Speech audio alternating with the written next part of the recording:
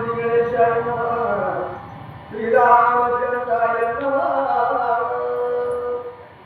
संत सज्जनाची मांदी मिळाली देखोरी पारदेवी धारणी शब्दरत्नांची भरणी भरणी गेली भक्ती पेरे गौरीपुत्र गजानन अंजनी पुत्र हनुमंतराय कौशल्य पुत्र प्रभू रामचंद्र शरण एक जनार्दन आमचे आद्य गुरुवर्य संतश्रेष्ठ मारुती महाराज यांना साष्टांग दंडवत घालून कथेस आरंभ करीत आहे।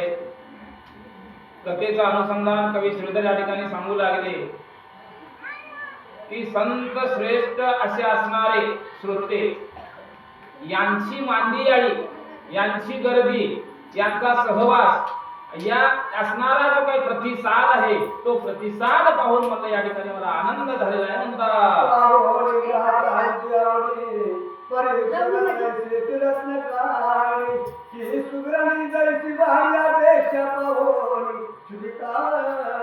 बघा म्हणजे एखादी सुगरण राहावं आणि अनेक अन्न पदार्थ त्या ठिकाणी पंचपक्वान तयार करावं किंवा एखादा हिरे माणिक मोती ही जाणणारा असेल तर म्हणलं त्या ठिकाणी जसं निवडून काढून शब्द मांडणी रचना त्या ठिकाणी करतात त्या पद्धतीची या ठिकाणी अवस्था आहे म्हणून सांगतात।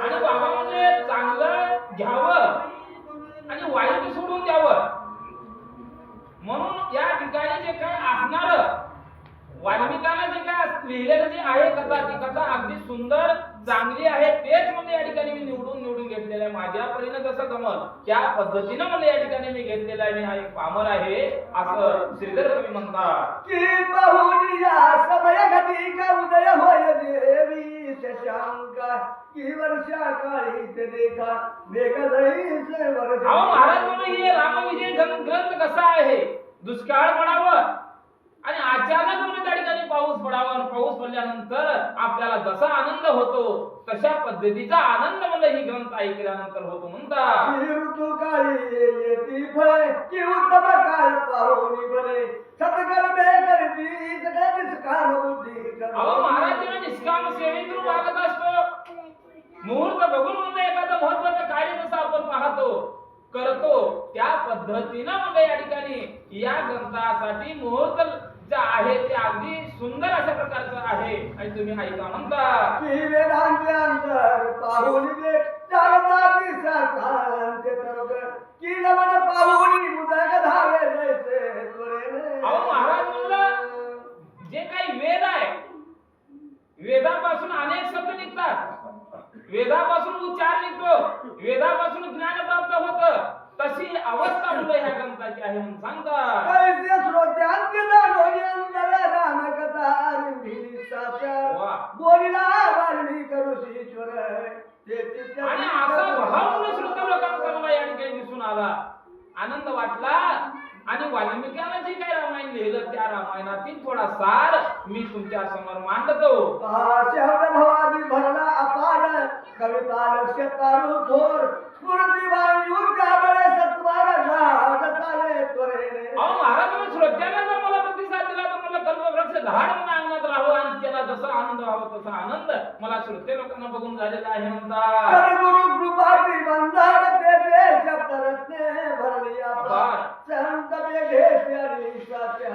ग्राहक थोर मरोनी अहो महाराज जिथं संत आहे तिथंच देवाची वस्ती असते महाराज अवगुण्याजवळ देवाची वस्ती राहत नाही जेथे संत श्रोते लोक आहेत त्याच ठिकाणी पारमार्थ चालतो म्हणून सांगतात तरी सादरता देऊनी धन घ्यावी शब्दरत्ने परीक्षा करून अष्टपूर्वाध्यायी सुमंत प्रधान श्रीराम सुहासी पातना आणि हे महान अशा प्रकारचा जो काय असणारा ग्रंथ रामविजय आहे यातील एक आज्ञा हिऱ्यापेक्षाही श्रेष्ठ आहे आणि कालच्या अध्यायाच्या ठिकाणी सुमंत प्रधानानं प्रभू रामचंद्राला कैकेयीच्या महाराजापर्यंत घेऊन गेलेला आहे इथपर्यंत कथा तुम्ही ऐकलो या पुढील कथा मी ऐकून सांगता शोका कुलित होऊनी दशरथ पडिला कैकेयी सदली की अग्नी संगे करुणी मुक्त जैसे आहले आणि या कैकेयीच्या मालामध्ये काय दृश्य पाहायला मिळू लागलेलं आहे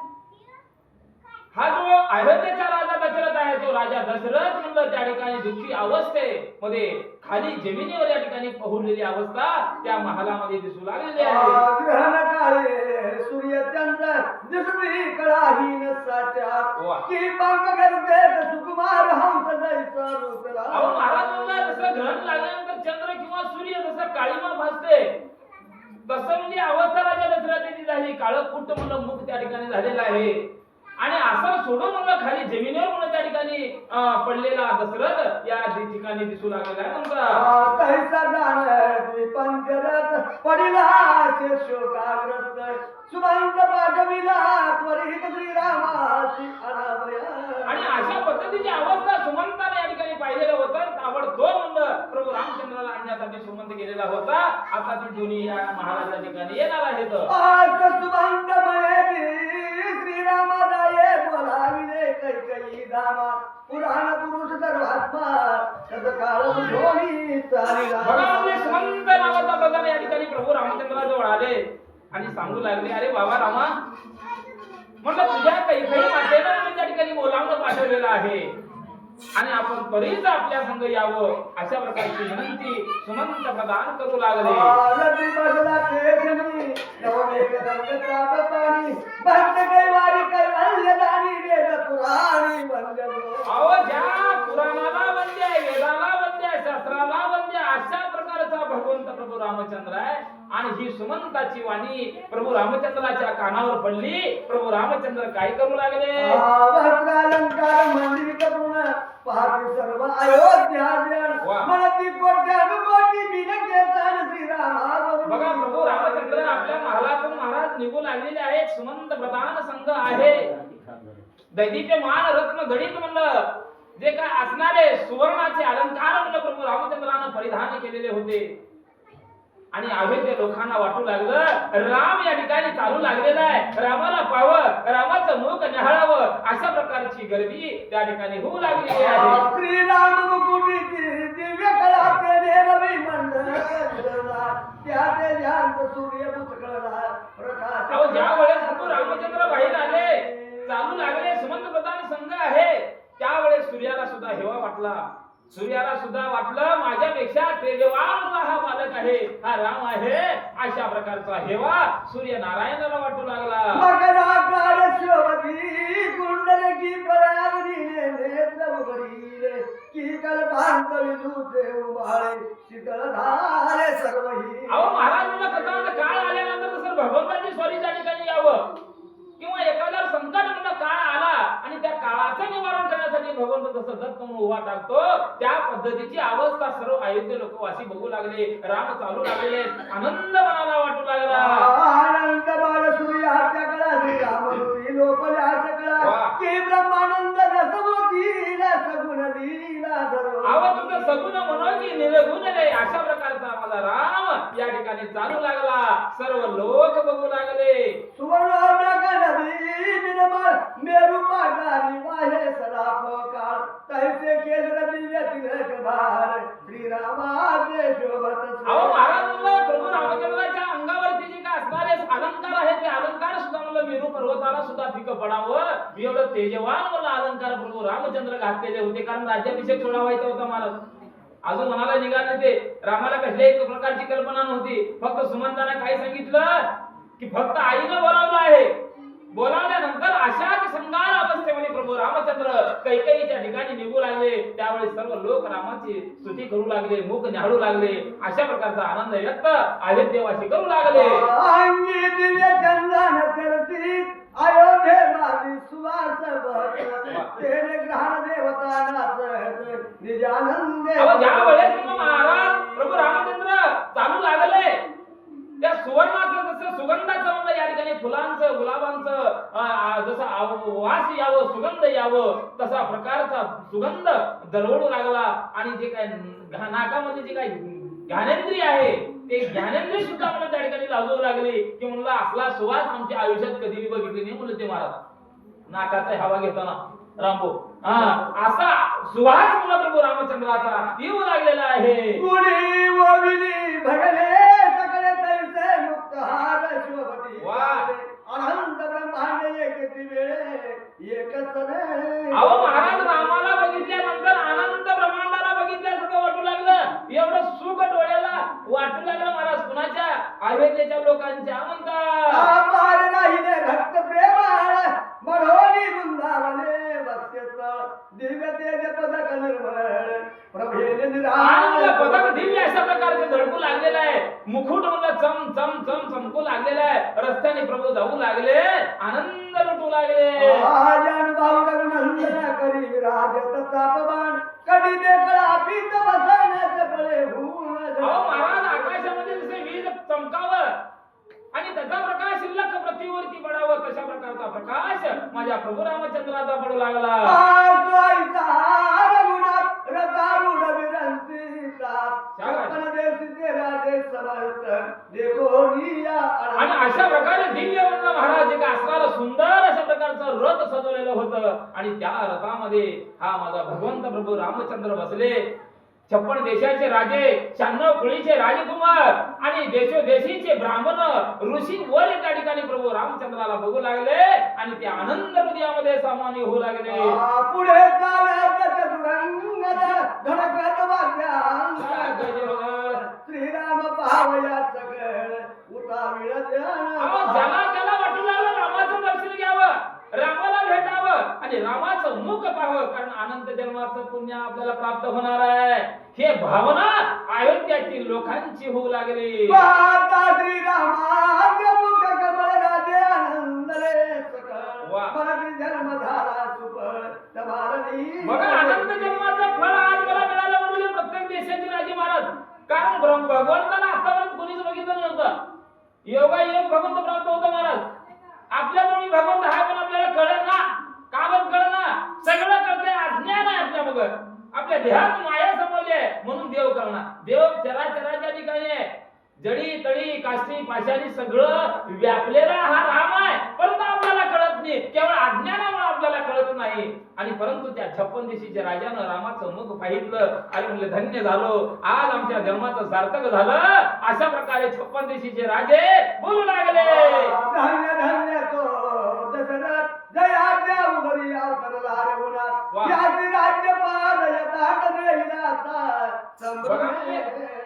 सर्व देशांचे राजे बोलू लागले धन्य धन्य राजा दशरथाच्या पोटी म्हणलं हा हिरा म्हणून या ठिकाणी जन्माला आलेला आहे. आणि खरंच आज राज्याभिषेक सोहळा पाहण्यासाठी जन्मोजन्मी आम्ही बहुपुण्य केले तेव्हा ते विठ्ठल कृपा केली. असं कृपा भगवंताची आहे म्हणून आपल्या भरल्या डोळ्यानं प्रभूचं या ठिकाणी आपण राजा दशरथाच्या मुलाचं राज्याभिषेक सोहळा पाहू लागलो. आपण धन्य आहोत. तो सोहळा पाहोली नयना जाऊ आपल्या स्वर्गा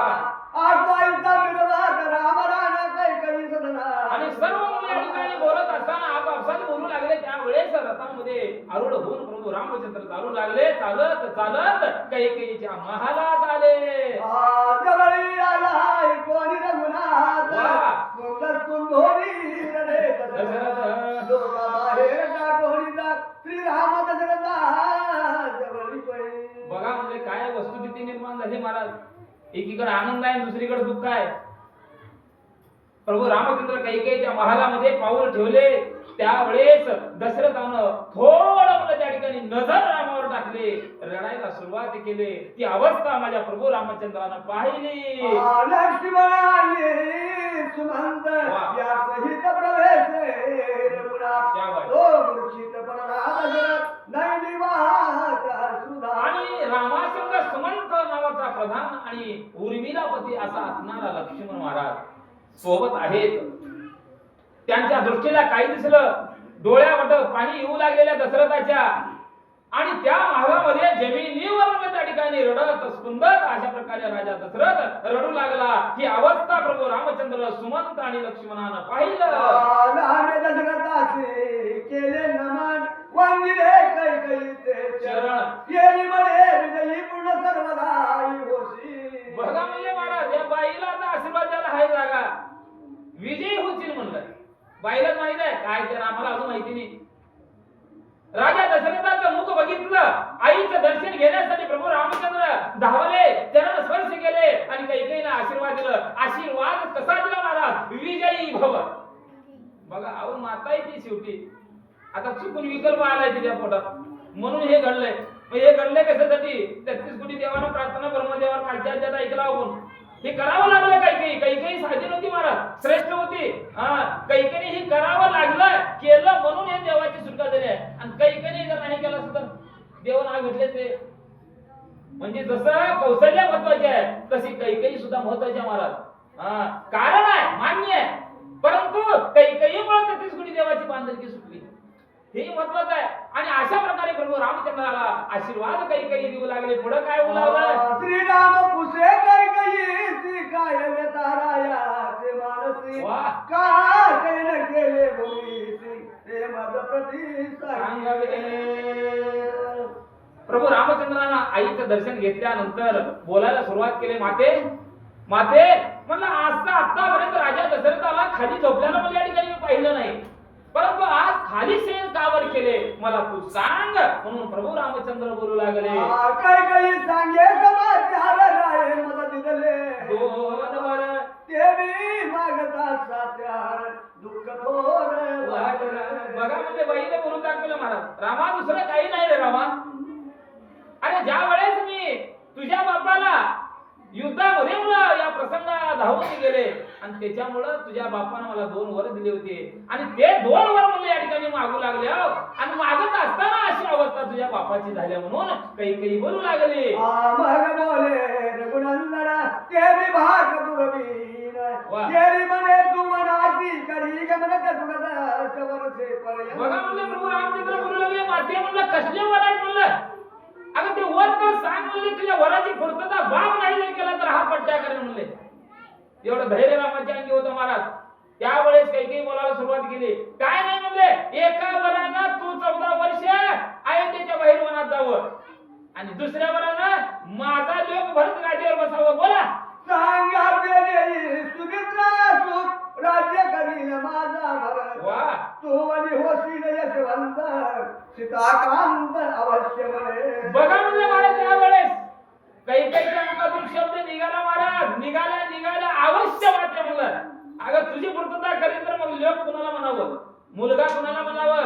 अरे जसा कौशल्याचा मुलगा तसा तू माझी आई आहेस. आईचं वचन सामान्य मानलं पाहिजे. अवश्य प्रभू रामचंद्र बोलू लागले. महादेवी आज्ञा सर्वदा न मोडावी प्रमाण करण्याचा जरी घेतला तरी माता वंदावी. बघा म्हणले राम बोलू लागले. आई म्हणलं तू चिंता करू नकोस. शास्त्र वेद काय सांगतंय? आईचं शिरसावंत मानलं पाहिजे, आईचं मान ठेवलं पाहिजे, आईचे वचन खरं केलं पाहिजे. ते मी खरं करणार आहे, तू चिंता करू नकोस. म्हणून प्रभू रामचंद्र बोलू लागले. पलीकडे माझा भरत माझ आवडे त्याच राजदेता सांगडे सर्वता भाऊ तर असं नाही. आता बंधाऱ्यासाठी भांडण नाही, जीव चालली ते खुन.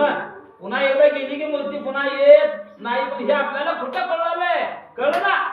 प्रभू रामचंद्र काही केला बोलू लागल्यावर माझा भरत जर राज्य गादीवर बसला तर मला जेवढं गादीवर बसलेला आनंद होत नाही त्याच्या दुपटीनं आनंद मला होणार आहे. चिंता करू नको.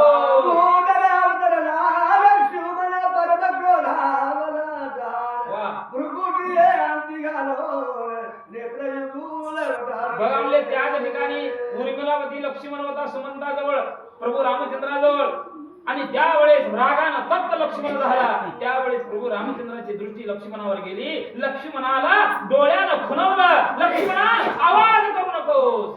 जैसा विवेक बळे करुण क्रोधावरी दिसालक जग तैसा उभा राहिला लक्ष्मण भिड. रामाला सांगितलं महाराज, नुसतं डोळ्याची खुणीव केली.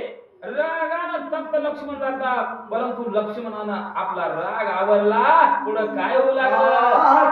काही सणमूल रामन राणा आला कौशल्याच्या आसमना परमानंद पावला मनात भोवना जावया. आणि अशा प्रकारे मला परमानंद पावला महाराज. परमानंद म्हणजे उच्च कोटीचा आनंद झाला रामाला.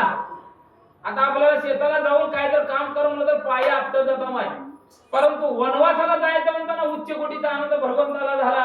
आणि त्या आनंदामध्ये कैकेयीचा महाल सोडून कौशल्याच्या महालात आले.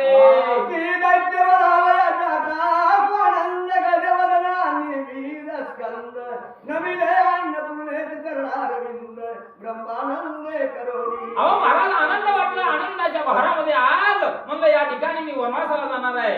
आणि वनवासाला जाऊन मला त्या ठिकाणी माझ्या आईचं वडिलांचं जे वचन आहे ते वचन मी पाळणार आहे. अशा प्रकारचा आनंद प्रभूला होऊ लागला. करू जाता अमृतहारा वाह, वाह. सुवर्ण वंदिले गणेशा. चला. त्याग परी रघुनंदन कौशल्ये. कसं झालं? कवी श्रीधराने किती उपमा दिली महाराज. भावार्थ रामायणामध्ये संत एकनाथ महाराजांनी भावार्थ रामायण लिहिले. त्याच्यामध्ये अरण्यकांडातील 7वा अध्यायाची ओवी आहे महाराज. आणि पहिलीच ओवी आहे रामा. कोणती आहे? कोणती आहे? गरुड निघाला अमृताची महाराज. बहरे वंदोनी कश्यपाशी. ज्या वेळेस आईचं भांडण झालं सवतीचं महाराज, त्यावेळेस गरुड अमृत आणायला निघाला. ते कुणाचा आशीर्वाद घेतला? आईचा आशीर्वाद घेतला. कश्यप बापांचा आशीर्वाद घेतला. आणि त्यातच सप्तऋषी त्या ठिकाणी सहाय्य झाले. म्हणजे कार्य होण्यासाठी अवघड जाणार नाही.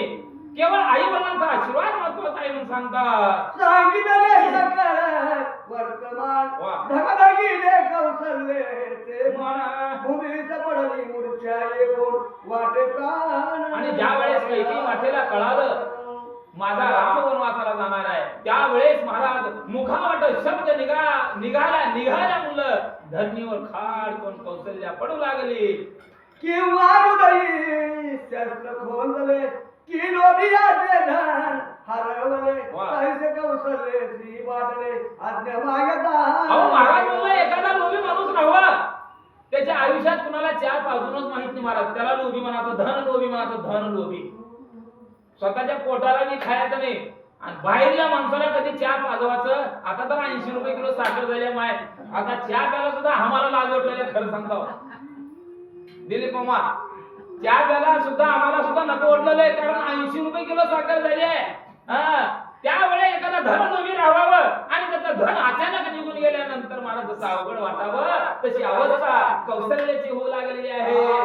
म्हणे घनश्याम गात्रा रामा माझ्या राधी नेत्रा. माझा सानोनी पवित्रा कैसा वनाचा. बघा म्हणले त्यावेळेस कौशल्य मात्रा सुंदोन रडू लागली. बाळा, अरे बाळा, अरे सोज्वळ अशा प्रकारचा बाळ माझा. अरे ज्याला ऊन माहित नाही, ज्याला पायी चालून माहित नाही. अरे तुझं कोमल अशा प्रकारचं शरीर आहे, तू वनाच्या ठिकाणी कसा जातोस रे बाळा. अशा प्रकारची कौशल्या रडू लागली. माझे पुष्पवाटिके अंत वाह. राय चतुर्दश वर्षे पर्यंत वाह रे बट्ट्या. कोण हाती तू न भेटे येता. रामा, राय बाळा, अरे बाळा, तुला वनवासाला जायचंय. बापाचं वचन श्रीसामान्य मानायचं आहे, नव्या आईचं सुद्धा वचन श्रीसामान्य मानायचं आहे. एक करे बाळा, माझी असणारी पुष्प वाटिका अयोध्यापासून जवळच आहे आणि तिथं 14 वर्ष त्या ठिकाणी घालव. कुणाला गाठ पडू नकोस, कुणाला बोलू नकोस, एवढं कर रे बाळा म्हणून कौशल्या बोलू लागले. श्रीराम म्हणे माते पैसे नव्हे झाले वनाते. वाह. सत्य करा वया पितृवचनाते दंड करण्या जाईन. बघा म्हणजे महाराज राम बोलू लागले, आई आई आई, अगं आई तुझं खरं आहे आई, परंतु वनवास कुठं बघावं, वनवासाला कुठं जावं ही मर्यादा आहे आणि ती मर्यादा मी त्या ठिकाणी पाळणार आहे. माझा वनवास दंडकारण्याच्या ठिकाणी व्हावं माझी अपेक्षा आहे. तू चिंता करू नको. वाह.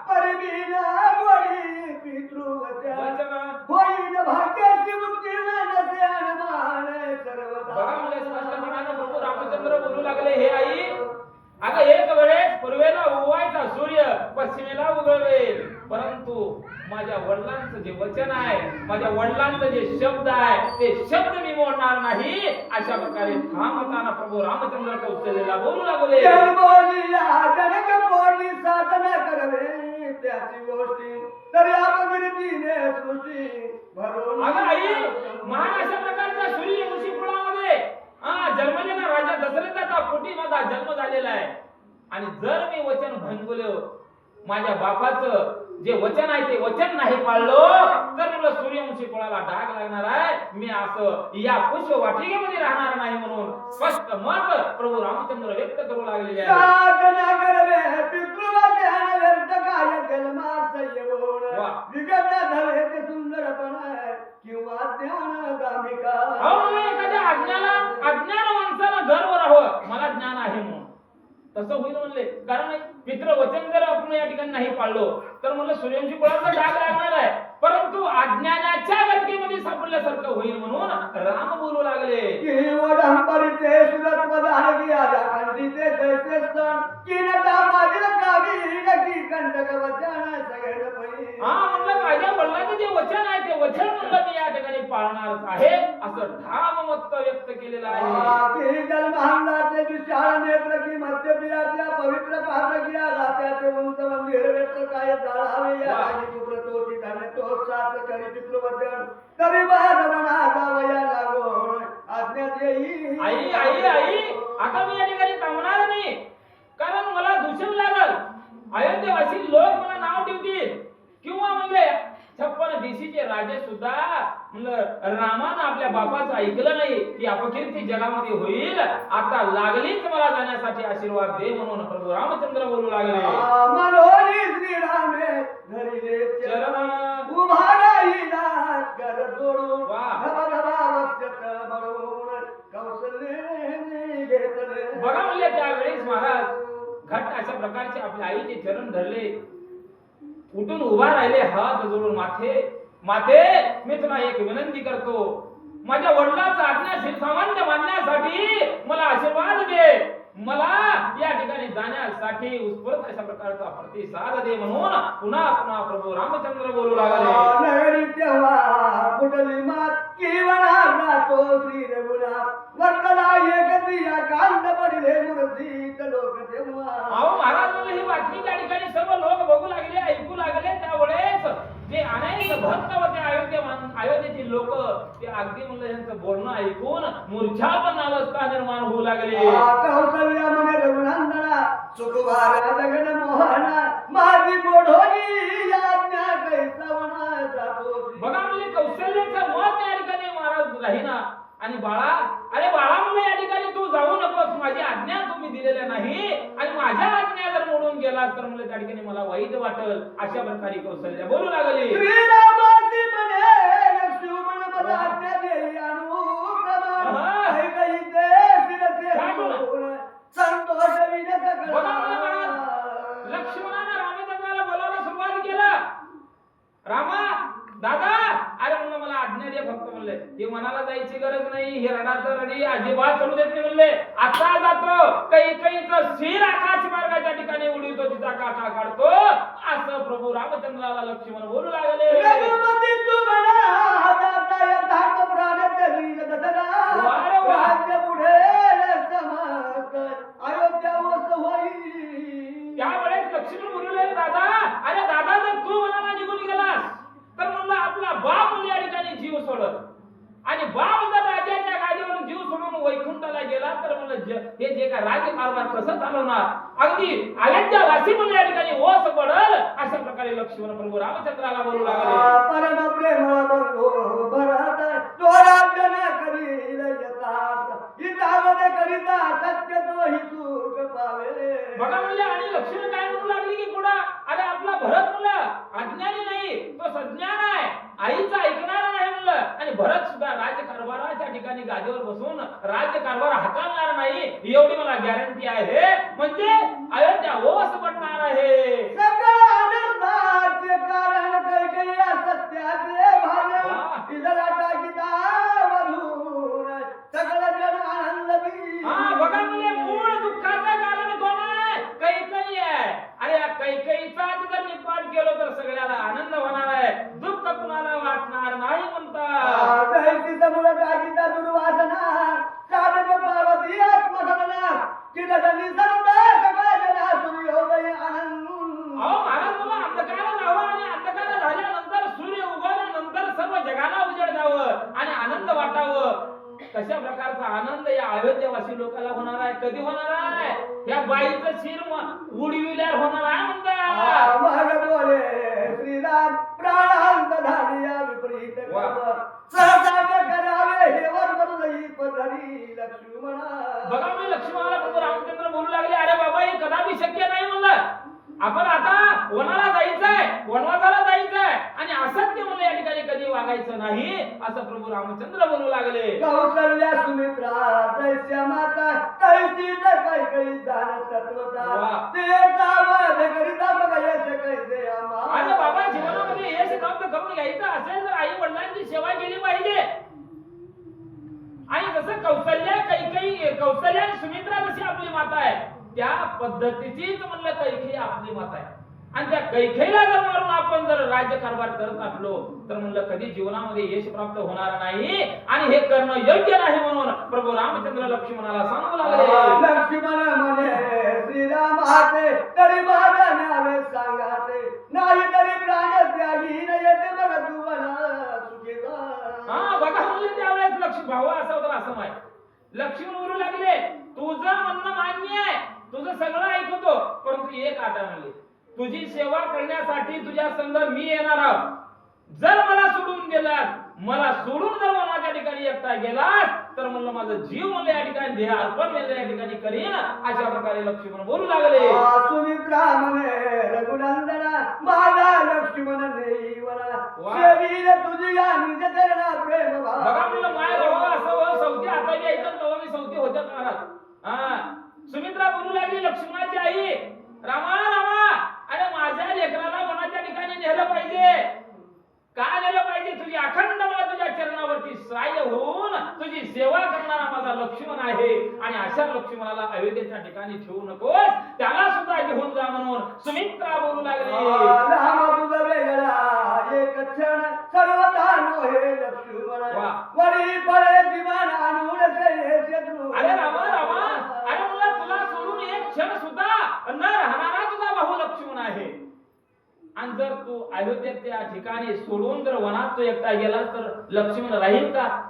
आणि तुझी सेवा करणारा कोण आहे वनाच्या ठिकाणी तुला फळं मुळं कंद आणून देणारा कोण आहे तरी माझा लक्ष्मण आहे आणि माझ्या लक्ष्मणाला सुद्धा सोबत घेऊन जा म्हणू लागले. तुझी सेवा करील लक्ष्मण स्वर्ग देणे आनंद नाद थोर वा. ऐसे बोलता सुमित्रेचे नेत्र प्रेमोदके भरून आले.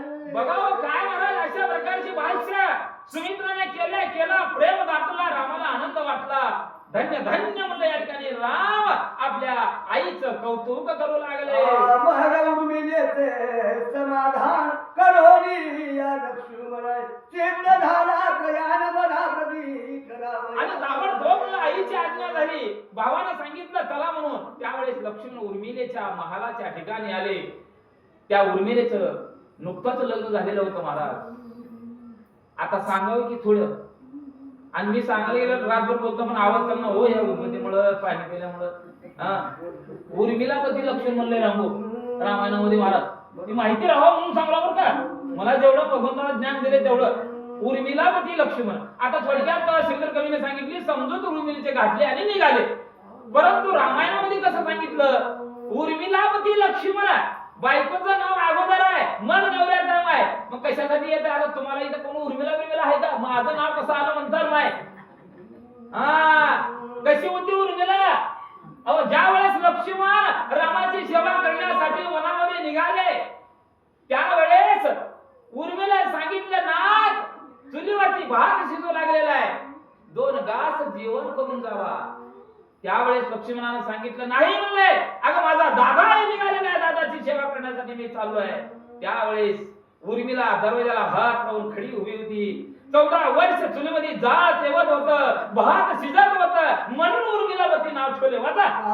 कौशल्या म्हणे रघुनंदना बारे मदत्या कोणी जाती बना वा. कांटे पाच्यान तुझी हातना चालत. बघा म्हणजे आई बोलू लागली रामा बाळा अरे बाळा अरे वनाच्या ठिकाणी जात असताना पायामध्ये चप्पल नाही रे बाळा.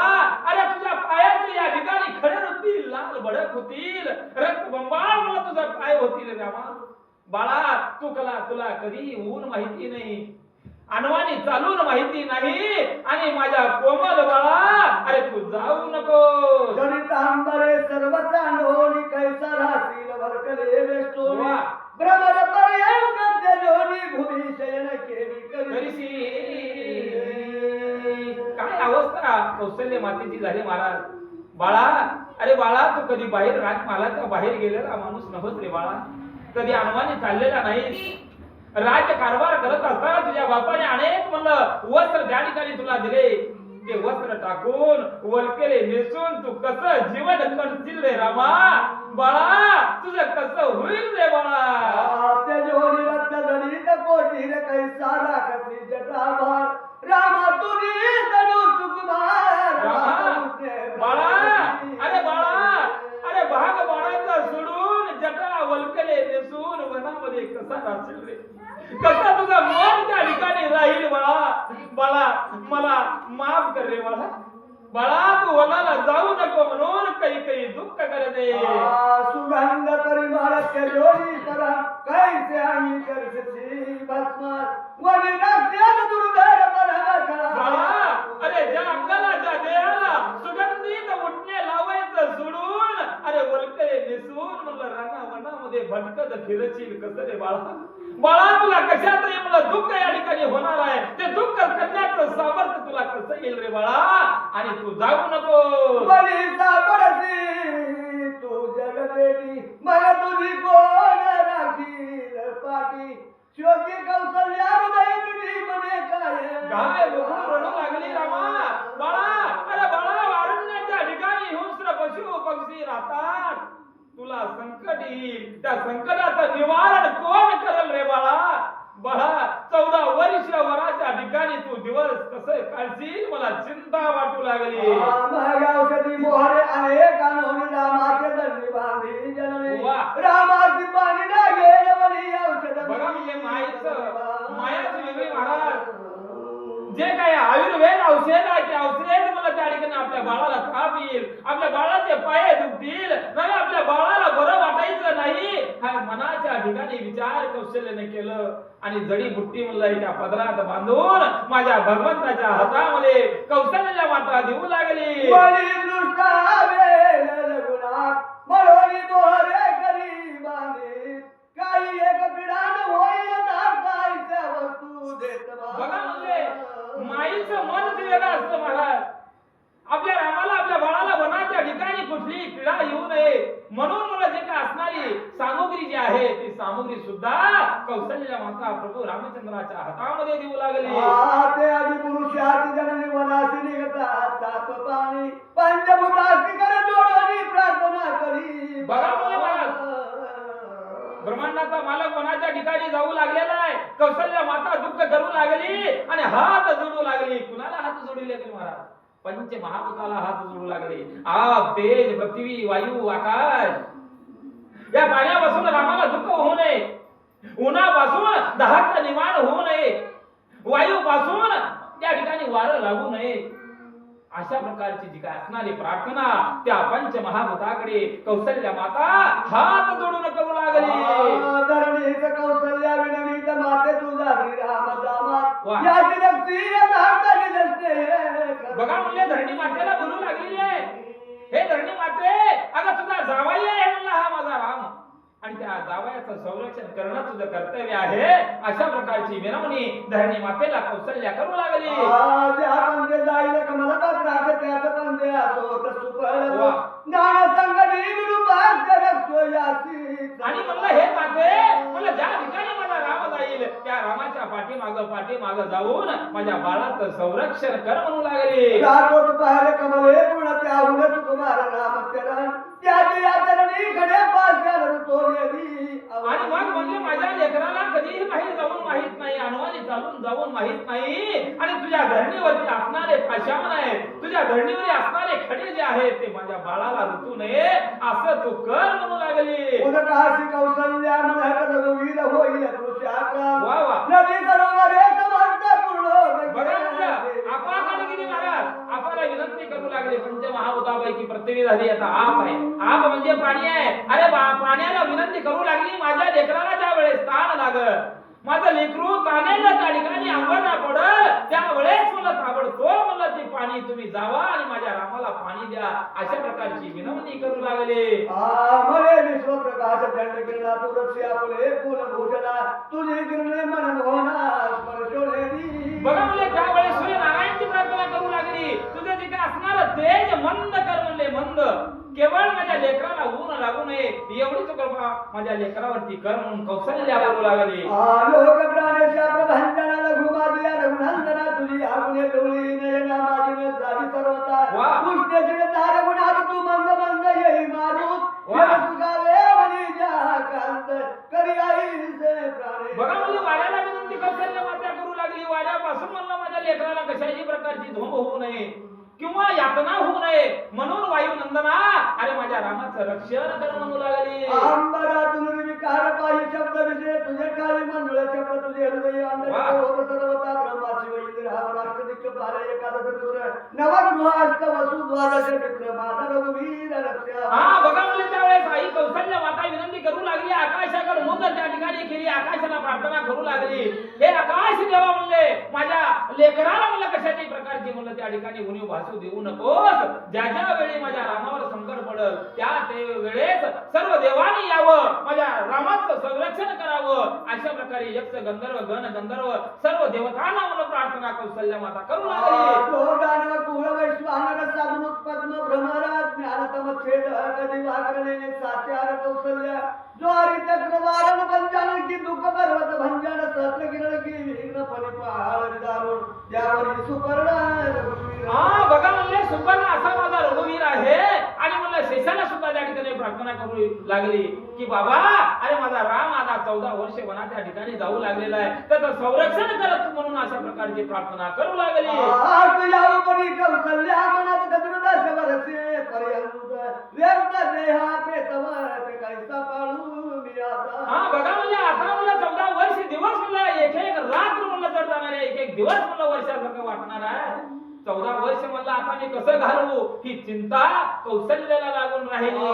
कैसे पूर्व कर्म गहन फळाले फळीभू आम्हाला दादाजी म्हणेन बढाच जातो ये. बघा म्हणजे माझं कर्माचं फळ म्हणलं या ठिकाणी काय वाईट अवस्था माझी अवस्था झालेली आहे.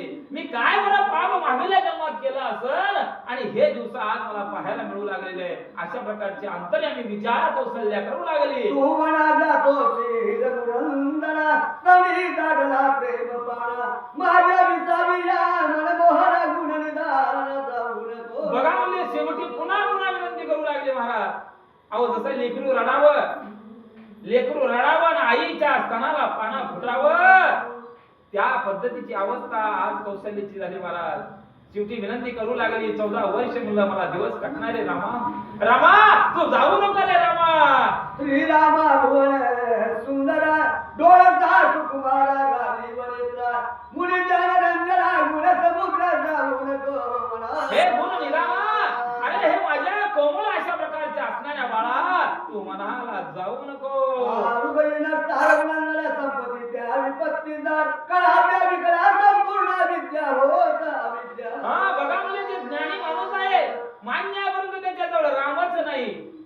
हा देह पंचमहाभूताचा जन्माला आला परंतु या देहामध्ये रामच नाही तर मग काय उपयोग आहे. तसं राम माझ्याजवळ नाही मी मृत अवस्थे अशा प्रकारची राहील असं कौशल्या माता बोलू लागली. श्रीरामावीन करीती कर्म तो अगदी दयास पडला भ्रम सच्चिदानंद वेग श्याम पदटा कोणी जातो. हा बघा म्हणजे रामा विना कुठलंही कार्य होणार नाही. राम आहे म्हणून आपण या ठिकाणी आलो. आपल्या देहामध्ये राम आहे म्हणून आपण पुती ऐकायला आलो. आपल्या देहामध्ये जर राम नसला असता तर आपण इथं आलोच नसतो. राम असल्याशिवाय या जगाला राम असल्याशिवाय या देहाला म्हणलं या ठिकाणी कुठलाच आनंद मिळू शकत नाही. मग आज रामा तू जाऊ नकोस रे मला अयोध्येच्या ठिकाणी सोडून लेकरा. अरे 14 वर्ष तू कुठे राहशील काय करशील मी ही जगू शकत नाही अशी कौशल्या माता पुन्हा आर्त हात मारू लागली. देवमानी गगनली पाहि सर्व काही राम विजयी कल्पांती दयासी भयराई हा शेष आई अवतरला. बघा मुली त्या ठिकाणी लोक बोलू लागले राम तर वनवासाला निघालेला आहे. अंतर्यामी कौशल्या माता सुद्धा बोलू लागले अरे म्हणलं शेष नारायण म्हणलं या ठिकाणी अवतरलेला आहे आणि त्याचं संरक्षण म्हणलं शेष या ठिकाणी करणार आहे असा भास त्या ठिकाणी होऊ लागला.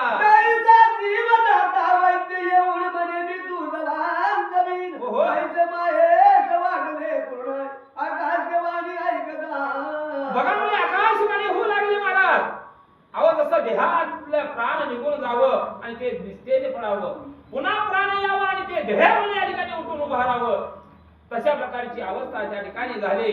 आकाशवाणी होऊ लागली, कौशल्या कसल्याही प्रकारची चिंता या ठिकाणी तू करू नको, तुझा बाळ सुखरूप राहील. आदि पुरुष निर्विकार कौशल्येच्या घाली नमस्कार प्रदक्षिणा करोनी वारंवार मुख विलोक. आणि अशा पद्धतीने आकाशवाणी झाल्यानंतर प्रभू रामचंद्र आपल्या आईचं दर्शन घेतले, प्रदक्षिणा घातले आणि वनाच्या ठिकाणी प्रयाण होऊ लागले. जो माया तिथं अगोदर तेने असले भगले नेत्र विमला पुधारा पवित्र मुखावरून उतरला. आणि अशा प्रकारे राम निघत असताना रामाचं सुद्धा मन भरून आलं. आई डोळ्यावाटा पाणी घालू लागली, पुन्हा पुन्हा त्या रामाकडे पाहू लागली. मायेने गाऊन वेळी रामाचे गळा मिठी घातली, तो शिवकाय दाऊन मी मंडळी कलीची बोली न वर्णवे. आणि अशा प्रकारे पुन्हा पुन्हा आपल्या रामाचं मुख न्याहाळत असताना पुन्हा हृदय लावून रडायला सुरुवात केली. त्यावेळेस सर्व लोक सुद्धा दुःखी झाले. मरे कमलपत्रांच्या गुणांना तू वागाय केली ती पाळी आज्ञा मान दिला पितृवचना माझी अवज्ञा का करीती. बघा मुली कौशल्य माता बोलू लागले, आणि म्हणून तुझ्या बापाचा विद्याचा आज्ञा शिरसामध्ये मानलास, आईचीही मानलास, कैकेयीची आई महाराज, पण मी बी आईच आहे, माझी जी आज्ञा करा तर पाळ म्हणून हात जोडून कौशल्या बोलू लागले. मग तो जगद वंद्य रघुनायक मातेसी म्हणे करी शोक मी सत्वार पर तोड दे गजरणी येतो तुझ. बघा म्हणजे त्या ठिकाणी आई रडत असताना प्रभू रामचंद्राने हात जोडले, आईला बोलू लागले, हे माते म्हणलं तू रडू नको, दुःख व्यक्त करू नकोस, आणि 14 वर्ष म्हणलं हा हा म्हणता जातील आणि पुन्हा तुझ्या दर्शनाला मी येईन. अशा प्रकारे राम अभय देऊ लागले. मंदिरात प्रवेश जनक जामा सीता झाली आनंद भरी मुदवाळी बरोनी. आणि आपल्या आईची समजूत घालून प्रभू रामचंद्र सीतेच्या महालामध्ये गेले. त्यावेळेस सीतेने रामचंद्राला पाहिल्यानंतर आलिंगन त्या ठिकाणी घेऊ लागले. सीतेला कौतुक रामाचं वाटू लागलं, कारण सीतेला माहिती नव्हतं. आता प्रवचक महाराज असं कसं सांगलं ते म्हणतात तुम्ही, महाल लांब लांब होते, कुणाचं कुणाला कळायला पत्ता नव्हता, राजेशाही थाट होता महाराज, राज्याभिषेक सोहळा होता, रामावर अजून सुद्धा वस्त्र अलंकार होते, आणि अशा भावनेमध्ये राम सीतेच्या महालामध्ये गेला, म्हणून रामाला भक्ताक्षरी सीतेला आनंद झालेला होता. मणी जगद माता विचारी तसे काय कलेची आले देवळा संगे राजकिन्ने नाही चिंता कांत जाडगी. बघा मुले पुन्हा त्या ठिकाणी येत असताना म्हणलं आपले कैकेयीच्या महालातून, सुमित्रेच्या महालातून, कौशल्याच्या महालातून येत असताना आपले पूर्ण अलंकार त्या ठिकाणी काढले, आणि काढून म्हणलं प्रत्यक्षात आपल्या सीतेला भेटण्यासाठी या ठिकाणी आले. सीतेच्या मनात संशय आला. वृतांत सांगे रघुनंदन मी मला प्रती करीतो गमन तुवा कौशल्याची सेवा करून सुखे राहावे. बघा म्हणले कौशल्या त्या ठिकाणी सीता माता विचारू लागली, हे नाथ म्हणलं तुम्ही असं दुःखी का, तुमचा चेहरा उतरलेला आहे, तुमच्या अंगावरती वस्त्र अलंकार त्या ठिकाणी नाहीत आहे, राजचिन्ह त्या ठिकाणी नाहीत, मग ह्या वयाचं काय कारण. त्यावेळेस राम सांगितले, हे सीते म्हणलं आता आम्ही वनवासाला निघालो, आता तुझं काम कोणतं आहे, तिन्ही मातेचं संरक्षण करणं, तिन्ही मातेला सांभाळणं, तिन्ही मातेचं कोड कौतुक करणं, हे तुझं काम आहे. म्हणून प्रभू रामचंद्र सीतेला बोलू लागले, सुमित्राने कैकई समान भले सर्वाठाई जनक गुहान जायक दाई कुरंगले ते जानकी. आणि म्हणलं कौशल्याला जसं सासू म्हणून तू त्या ठिकाणी तिची आज्ञा मानतेस, तसंच सुमित्राने कैकेयीची सुद्धा सेवा तू मनोभावे कर. अशा प्रकारची आज्ञा राम सीतेला देऊ लागले. सिद्धरी बहुदंड कारण्य कठीण पण वाद उष्ण शीत धातन सोसवे तुझे. बघा म्हणले त्यावेळेस सीता म्हणू लागली, मी पण येणार आहे, कारण मी इथं थांबणार नाही. काय थांबायचं, अहो हळद निघून 4 दिवस झाले मला, बरोबर आहे का, हळद निघून आजूबाईचं सुख मला त्या ठिकाणी रामानं पाहिलं नाही. आज 2 वर्षी पहिलगामला महाराज हिंदू म्हणून विचारले, हिंदू आहेस का, हिंदू मला तर खतमा करायचं. त्यावेळेस बेळगावचे महाराज पाटलाला मिलिटरी मॅन होतं, जळगावचा पाटील, त्या पाटलाला फरमान आलं, आता युद्धाला तयार व्हायचं आहे, पहिलगामला असा प्रकार झालेला आहे, अतिरेकी घुसले आहेत, ताबडतोब महाराज सत्यनारायण 10 वाजता होतं, 10 वाजता त्या पाटलाच्या जवानाचं हळद निघालेली नव्हती, रात्री तार आली, फोन आला, ड्युटीवर सेवेत हजर राहायचं. ताबडतोब सर्वस्व या ठिकाणी सोडलं आणि ड्युटीवर जाण्यासाठी तत्पर झाला महाराज. ह्याला म्हणते सत्यवचन, ह्याला म्हणावं देशाची संरक्षण करणं महाराज. सत्यनारायण राहिले, बायको राहिली, निघून मला देश सेवेसाठी जळगावचा पाटील निघून गेला महाराज. ऐकून आहो नाही तुम्ही? तसं हळद निघाली रामाची आणि अशा अवस्थेमध्ये माझा राम या जगाच्या कल्याणा संतांची होती आणि देह परोपकारी आणि जगाचा उद्धार करण्यासाठी माझा राम या ठिकाणी जाऊ लागला.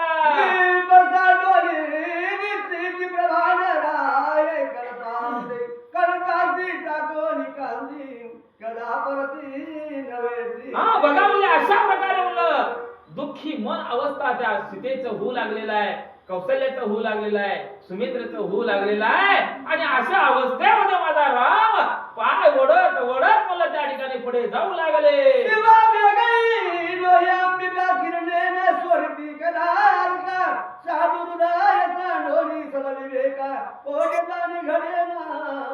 महाराज म्हणलं एखादा सद्गुरू राहावा आणि सद्गुरू परमेश्वरापासून त्याचं मन अजिबात ढळू नये. तशा प्रकारची अवस्था अयोध्येच्या ठिकाणी होऊ लागली. रामाला सोडून दूर जावं असं वाटणं झालंय म्हणतात.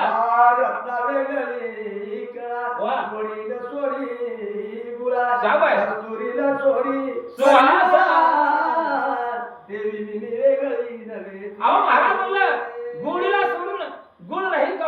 गुळ म्हणले की गोडी आली, कस्तुरी म्हणले की सुवास आला महाराज. बरोबर आहे का? तसं रामाला सोडून कोणीही नाही, राम जवळच आहे परंतु कळना. मग असा राम आता आमच्यापासून दूर जाऊ लागलाय, काय करावं?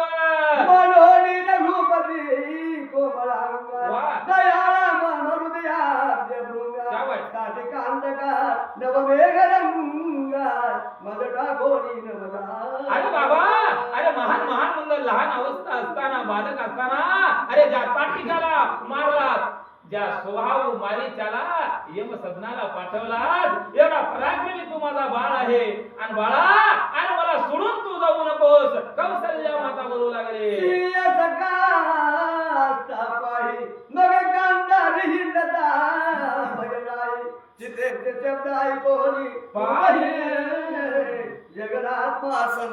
बघा म्हणले सीतेचा शब्द त्या ठिकाणी ऐकू लागली. सीता सुद्धा बोलू लागली रामाला, पती देवा म्हणले या ठिकाणी सोडून जाऊ नका. कस्तुरी सोडून सुवास राहू शकत नाही. गुळाला गोडी जसं चिटकून राहते तसं मी तुमची भार्या आहे, तुमची पत्नी आहे. मला सोडून मला त्या ठिकाणी तुम्ही जाऊ नका. मी सुद्धा तुमची सेवा करण्यासाठी अरण्यात येते. असं म्हणल्यानंतर प्रभू रामचंद्राला आनंद वाटू लागला.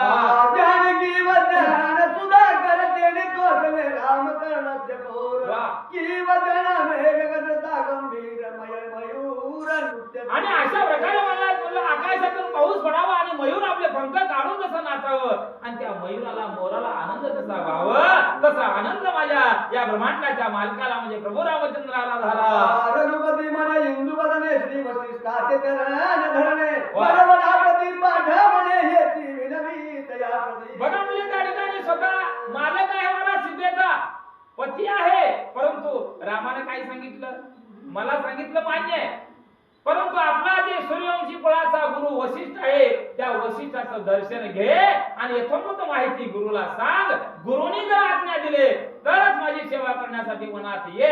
अशा प्रकारचा सल्ला प्रभू रामचंद्र सीतेला देऊ लागले. बोलती म्हणले सीता माझी सेवा करण्यासाठी वनाच्या ठिकाणी जर आलीस तर म्हणलं लोक नाना प्रकारचे संशय घेतील, नाना प्रकारचे बोल त्या ठिकाणी बोलतील. म्हणून गुरु वशिष्ठाची आज्ञा घे आणि गुरुला जर सांगितलं तर माझ्या संग ये म्हणून प्रभू रामचंद्र सीतामाईला बोलू लागले.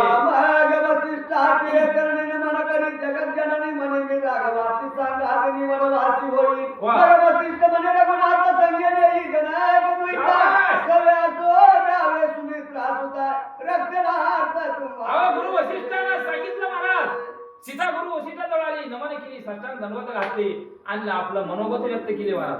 मनोगत व्यक्त केल्यानंतर गुरु वशिष्ठाला सांगायला सुरुवात केलं, रामा अरे तुझी सेवा करण्यासाठी तुझी पत्नी घेऊन जा आणि तुझं संरक्षण करण्यासाठी शेषशाही असणारा जो शेषाचा अवतार तो लक्ष्मणाला सुद्धा घेऊन जा म्हणून आज्ञा गुरु वशिष्ठ देऊ लागले. यात गावांची उदार गुरु गृहात व्यापार बसले भूषणे धाडी. आणि अशा प्रकारे मला त्या ठिकाणी आज्ञाश्री सामान्य मानली. लक्ष्मणाला आणि सीतेला घेतलं बोलावून प्रभू रामचंद्रानं आणि जात असताना अनेक धन दौलत मला त्या ठिकाणी देऊ लागलेले आहे. तनु महाराजांची चरण श्री गुरु शिजवून जाया पाहतो झाला तरी शास्त्र प्रवीण न करिता गुरु भजन शाबास.